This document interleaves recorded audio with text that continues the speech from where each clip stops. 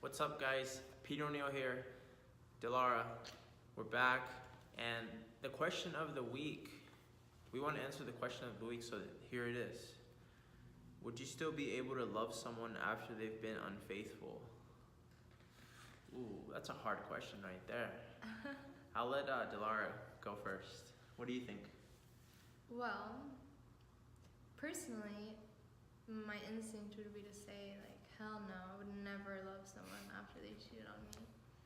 But the thing is, I think what happens if you find out someone cheats on you is that you're hurt, but you don't just automatically stop loving them, you know? You still have all those feelings for them, and you're hurt because you love them. Yeah. You don't just stop loving them. I think people stop loving each other because after time, you build up resentment, and even if they start doing like wonderful things for you and change how they are, you're gonna always remember that, and that's when your love will start to die down. And maybe the other person then sees like, geez, this person just fucking hates me, and then their love will die down. But I don't think just because someone cheats you, like, automatically stop loving them. I think some people can go the rest of their life and they have that person that was like the love of their life, and maybe they cheated on them, but they always like remember them. Yeah, like, the reason why that question is like very hard to ask is because people think that like, oh, you cheated on me, like that's it. I'm just gonna cut you out. We're done. I'm gonna have no emotion whatsoever. Yeah. But that's not how it works, right? It takes Well, that's time. what people do, but it's because they're hurt. Yeah, but it's what they do, but that's not really like how they feel. Like they're gonna be feeling bad. They're gonna be depressed. You never know. Every person is different. Everybody has a different personality, but you're still gonna remember because that emotion was so strong because of the memory. It's like, no matter what that person does, people will not be able to get over it. But I do think that some people can get over it successfully. I wouldn't advocate for that because it's just so hard to advocate for something like that, for someone that disrespects you like that. The lack of communication was not really there, because I feel that if the communication was there, it would have never really happened.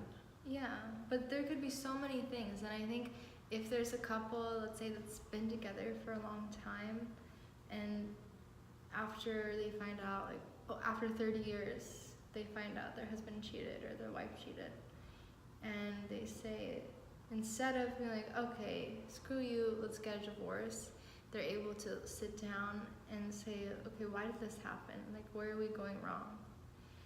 And I think those are the couples that you see that are able to get over it successfully. But that's really rare, you know? But because sometimes the issue can be just from that person. Like, there are people that cheat on every girlfriend they have, every boyfriend they have, because it's something that they're dealing with. And then there's people that will cheat because they just aren't really satisfied or happy with that relationship. So if you are able to have that conversation, like, what are we not giving to each other, providing each other with, that's making you want to stray? Or if it's, what is it that's making you feel like you can't be committed, even though we love each other so much? That's when I think you can overcome it. But man, once you like cross that threshold, it's so hard to forgive. Yeah. It's gonna be like, you're never gonna be able to trust that person ever again. It's like, for me at least, that happened to me. There's no way that I can like just like continue just being there. Like, yeah, of course I would probably like, I know my own like self-worth, and I would get out of that relationship, but yeah, I would still feel it. And then for some people, everyone is different. It's gonna take them a lot longer. For me, like, that's where I started to like work on my mind, started to read books about how I can improve my health, because inside it was not very good. But some people might never find that. So for the whole life, for 15, 20 years, some people always ask him like, why were you like this? And they're always going to tell you, oh, well, it's because of this incident happened at a certain age. Mm-hmm. And that was like when they were like 9 years old. And then they never let go of that emotion right there that was there together, you know? Yeah, and I think when you're in a relationship with someone, even if you are madly in love with them and you feel like you guys are in a good place, you're doing everything you can to keep this a good relationship, and they cheat on you, I don't feel like there's any room to go back and just get over it, because that just means this is what they do. But I don't know. I mean, I don't know about like those people that have been together for years and years and years. They have children, they have like a whole life together. I can't imagine how hard that is, you know? Yeah, but then what happens is that happens like in between like a marriage, and the kids are a little young, and the parents don't want to hurt the kids, so they tell each other like, we'll wait till the kids go to college and then we're gonna get separated. And what they don't realize is that they're thinking so much about the kids that they're forgetting about themselves, about like what's gonna bring them happiness in themselves, and if they have something that's holding them back, instead of just cutting it.